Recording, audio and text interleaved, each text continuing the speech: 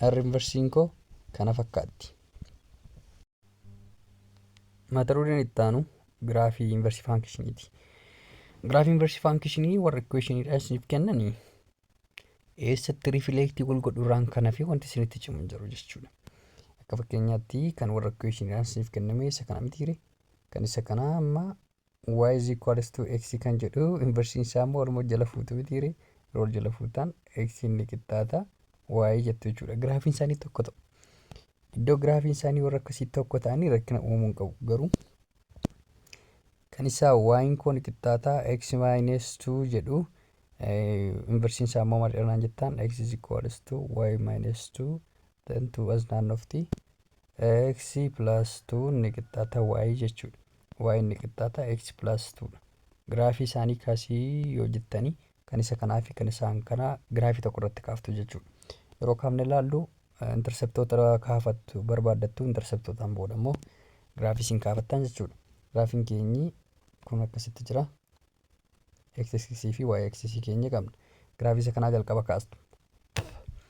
Giraafii isa jalqaba yeroo kaastanii x minus 2 keessa qaxxaamuraa jechuudha. Karaa biraa y fi 0 keessa y fi x keessan 0 gootu. X 0 gootan y negative 2 dha. Kan isa kanaa jechuudha. X yoo 0 gootan y negative 2 dha. Yoo y 0 gootan immoo x 2 dha jechuudha. So giraafiin keessaa nuuf qaxxaamuru giraafii as kana negative 2 jira as kana immoo positive 2 jira jechuudha. Giraafichi kana keessa qaxxaamura. Kana keessa qaxxaamura. Giraafiin kun kan isa kamiiti? Kan isa kanaati. Giraafiin kan isa kanaa immoo karaarra keessaa oolaa jechuudha. Fuggisoosa eessarraan oolaa.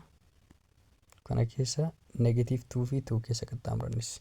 Giraafonni kunii reflect kan isaan wal godhanii y is equals to x keessatti jechuudha. Giraafiin isa kanaa immoo y is equals to x dha. Reflect wal godhuu jechuudha. Reflection kan nuti jennu giraafii y keessa qaxxaamure wal ilaalan jechuudha. Inni kuni asii gadi kana keessa of ilaalee kanaan of arga jechuudha. Kunuunsa kana keessatti of argaa jechuudha. Inni kun immoo kana keessatti of ilaalee maskaayitii kana keessatti of ilaalee kana ta'e of argaa jechuutti hiikama jechuudha. Kanuma jechuu barbaadeetu. Giraafiin inversootaa kana fakkaatti. Waa'ee giraafii inversootaa waan tokko irratti kaastu jechuudha. Giraafii akkamittiin kaasaa kan jedhu qofa beekuu qabdu jechuudha. So waa'ee inversii kunooti. A fi B'n B kooma A na 0 ta'e kooma B immoo kanatti of argaa garagalee jechuudha. Yoo ilaaltanii ta'e maskaayitii keessatti yoo ilaaltanii inni fuulli keessan gurri keessan karaa bitaa mirga ta'e mirgi keessan immoo bita ta'ee isinitti argama. Haaluma fakkaatuun A kooma B'n B kooma A ta'a B kooma A immoo A kooma B ta'a jechuudha. Image kan jennuu fi isa kanaaf giraafii irratti kaasii jedha. Isa kanas sirrii mala bakka yeroo kaaftan 0,0 akkuma jiru wal fuutu 2,A then 4,2 6,A plot gootu jechuudha. Wanta haaraa dhufu tokkoyyuu hin jiru. Inni nuuf kaasee jira. Giraafii keenya yeroo nuuf kaasee jiru kun yeroo of ilaalanii G'n koo C keessatti of argaa D'in koo kun mallattoo tuqaan kun yookaan mallattoo isheen kun D taatee of argiti F'n koo maal ta'e of argaa B ta'e of argaa jechuudha. In koo 0,0 dha waan ta'eef 0 yoo argu 0 mataa achi warra jira jechuudha. Isinii galee kana jechuu barbaadeetu. Example 10 irra kan jiru immoo bifa equation isinii kenna jechuudha. San amma y koo ni qixxaataa x minus 2 dhaan isiniif kenna. Inversii isaa barbaadanii giraafii tokko irratti kaaftanii jechuudha. Kanaafuu isa kanaas gosa tokko isiniif kenna kana isiniif kenna jira. Kun r yoo ta'e inversii isaa barbaaddu. Inversii isaa barbaadanii giraafii tokko irratti kaaftu jechuudha. Inversii isaa akkamitti barbaannaa? Inversiin isa kana x inni qixxaataa 3y jedheen jalqaba jechuudha. X fi y wal jijjiiretaniin jira waan ta'eedhaaf 3y plus 6 ta'a jechuudha. Plus 6 immoo akkuma jirtutti jirti.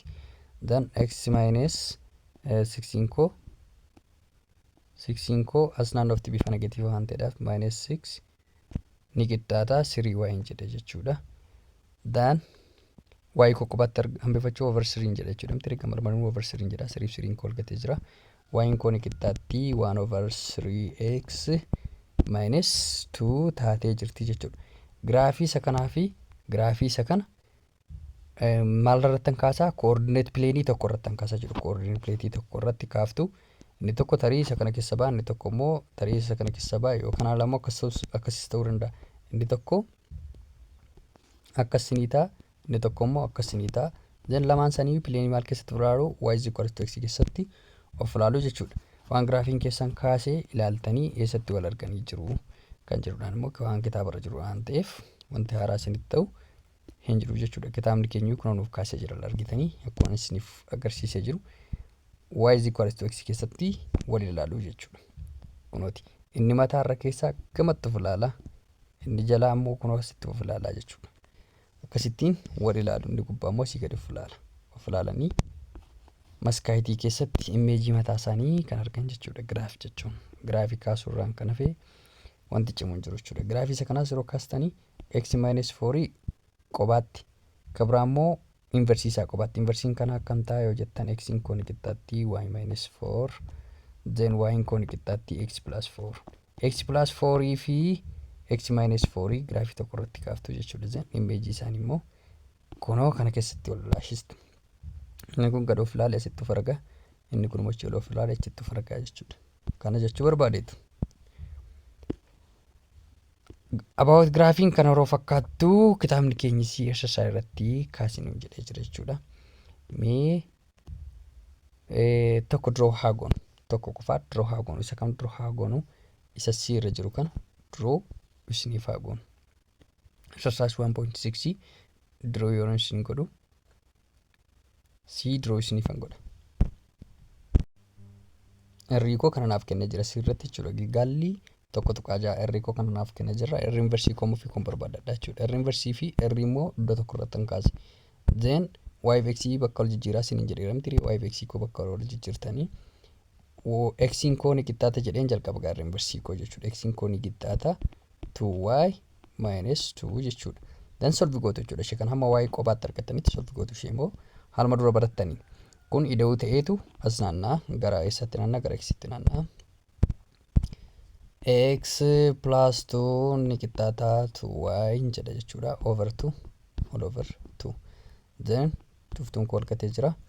Y koo ni qixxaata meeqa taare? 1 over 2x plus 2 godhe. Maaliif hin godhe? Isheen kun gara beekannoon tokko qabdi. So 1 over 2 koo kunuun as kana jirti jechuudha. Itti aansee immoo 2 over 2 koo maal meeqa ta'a? Inni kun 1 ta'a jechuudha. 2 over 2 koo meeqa naaf kenna? 1 ta'a jechuudha. R inversiin koo kana fakkaatti. Zeen isaan kana lamaan iddoo tokko irratti kaasa jechuudha. Kamiif kamii? Isa kanaa fi isa kana giraafii tokko irratti isaan kaasa jechuudha. Giraafii tokko irratti kaasuuf immoo dura koordineet pileenii keessaan sararattu. Koordineet pileeniin koo kun y aksisiidha. Inni isin achi darbu immoo x aksisiidha. X axis y axis. Equation ni qabu. Y koo ni qixxaata 2x minus 2 fi y koo ni qixxaata meeqa qaba? 1 over 2. Isheen kun inversii 2x plus 1 hin qaba. Isaan kana lamaan iddoo tokko irratti kaasutti jira jechuudha. Kana immoo haala kamiin kaasa kan jedhu interceptiidhaan akka kaaftamu barbaadan immoo table of value'siitiin kaasuu dandeessu jechuudha. Ani maalittiin fayyadamaa? Interceptootatti fayyadama. Kana jechuun y takka 0 godhaa darbe immoo itti aansee immoo x 0 godhaa jechuudha. Kan lamaan isaaniif iyyuu isa kanaafis isa kanaafis lamaan isaaniif iyyuu akkasiin godha jechuudha. Kana jechuun x koos y koos iddoo kanatti ni ta'u. Ammoo dabaree isaanii y koo asii 0 ta'a, x koo immoo asiif 0 ta'a jechuudha. Let's solve by doing such thing. Kanatti fayyadamuudhaan mee solve goonu.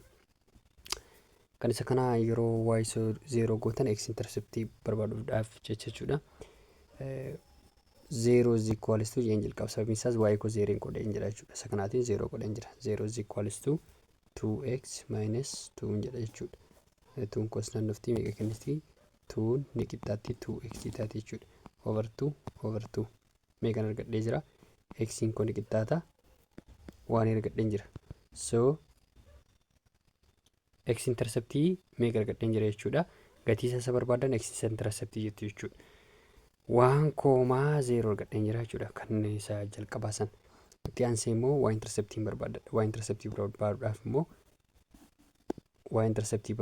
eenyuun 0 gootu dabaree isaa x'dhaan 0 gootu jechuudha. Immoo x'dhaan 0 godha. So y'n koo ni qixxaattii jedheetaniin jalqaba. 2 times 0 jedha. 0 iddoo x'n buusa kunoo ishee kana jechuudha. Ta -2 jettu jechuudha. Isheen kun 0 argootee jirti. Y koo meeqa argadheen jira jechuudha. -2 argadheen jira. Y interceptiin koo meeqa tareeyos 0, -2 ta'a. Ishee kanatti fayyadameetanii giraafii jalqabaa kaafadha kunoo. Y irratti negatiiv 2 irratti bocan godha. Y irratti negatiiv 2 irratti bocan godha. Negatiiv 2 eessa jirti? Isheen kun negatiiv 1 yoo taate negatiiv 2 immoo naannoo kana jirti jechuudha. So naannoo kana irratti bocan godha. Y interceptii si'uudhaaf. Amma immoo x'n jalqaba jiramti 1 irratti bocan godha jechuudha yookaan tuqaan godha. Maskuu 1dha jechuudha. So negatiiv 2, 1 keessa qaxxaamura. Giraafiin koo isa kamii? Giraafiin koo kan isa kana. Y interceptoota akkasitti barbaadan table of content itti fayyadamuu dandeessu. Giraafii akkamitti akka kaasan warraanfattaniittan. So giraafichi maal fakkaataa yoo naan jettanii kunoo isa kana fakkaata. Kana fakkaataa jechuudha. Giraafiin kan isa kamii? Kunoo kan isarra keessa jiru jechuudha. Itti aansee immoo kan isa kanaan solvii kaafadha jechuudha. X interceptiin koo ni qixxaattii y 0 godhachuudha. Y'n koo yeroo 0 ta'uu negatiiv 1 isheen kun as naannoftii yeroo as naannoftuu yaadaan solvii gochaa jira. Isinillee gochuu hin dandeessu. Negatiiv 1 times 2 negatiiv 2 jechuudha. So x interceptiin maal kennamee jira? X intercept negatiiv 2, 0 jechuudha. Y interceptiin koo immoo ishee kana 0 godhaa 0 godhuu y meeqan qabaa 1 qaba jechuudha. So 0, 1 qaba. Kana lamaan keessa qaxxaamuraa jechuudha. Negatiiv 2 negatiiv 2, jechuun x interceptiidha miti. Negatiiv 2 eessatti argamti? As negatiiv 1 yoo ta'e as negatiiv 2 jechuudha. So naannoo kanarraan godhaa jechuudha. Ammoo waaniin immoo y irra jira kunoo. X, y jennamti reechu. Eeyyoo kan y irraan kaa'aa jechuudha amma gatu qaakoo. Inni 0 akkuma itti taa'ee jira waan ta'eedhaaf. Waaniin immoo naannoo kanatti argama poozitiividha waan ta'eedhaaf isa kana jechuudha. Giraafiin koo isa keessa qaxxaamuree tuqaawwan kana lamaan keessa qaxxaamura. Tuqaawwan sana lamaan keessaa mallattoo kaman baasaa? Mallattoo ammas hir'inaa kana olan baasaa jechuudha.